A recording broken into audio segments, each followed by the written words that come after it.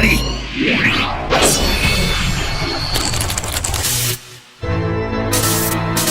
想品尝一次红发的神秘吗？绝对不能错过泸之湖的海贼船。在出海前，先从湖开始练习吧。这艘超酷的海贼船，完美重现18世纪的帆船风格。当你站在甲板上，看着富士山倒映在湖面，仿佛下一秒就能看到红发香克斯站在船头，对你微微一笑，然后